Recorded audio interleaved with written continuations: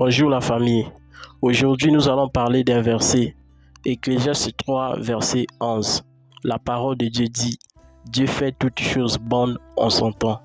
En lisant ces versets, nous constatons que Dieu parle de la promesse qu'il nous a promis et de cette situation que nous avons parfois prié, mais on n'a jamais trouvé la solution.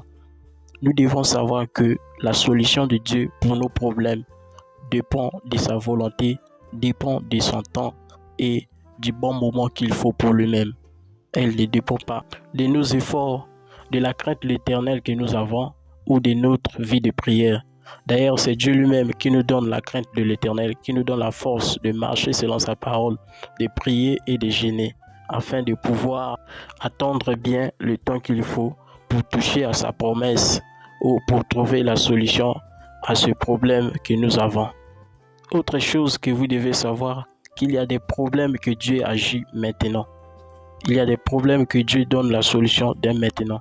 Mais lorsqu'il s'agit d'une situation qui tarde à trouver la solution ou bien d'une promesse que l'Éternel nous a promis, ce que nous devons faire, c'est de continuer à prier, de demeurer dans la crainte de l'Éternel et dans le jeûne.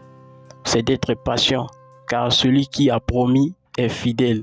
Il accomplira et il est capable d'accomplir tout ce qu'il a promis, car il n'échoue jamais.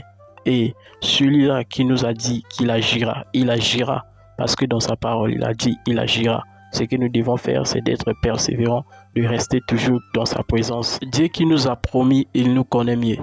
Et il prend toujours le temps de nous préparer pour l'accomplissement de ses promesses. Il veut que ce qu'il va accomplir dans notre vie ne puisse pas nous séparer de lui, mais que nous soyons toujours fidèles à lui. C'est pourquoi il prend toujours le temps de nous préparer avant d'accomplir ses promesses dans notre vie. Et cette situation qui tarde à trouver des solutions, ce n'est pas pour te détruire ni pour te faire du mal, mais c'est pour que un grand témoignage se révèle à travers ce problème.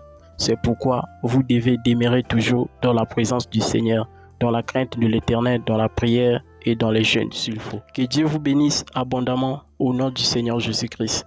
Si cette vidéo vous a plu, n'oubliez pas de vous abonner et d'activer la cloche de notification pour des prochaines vidéos.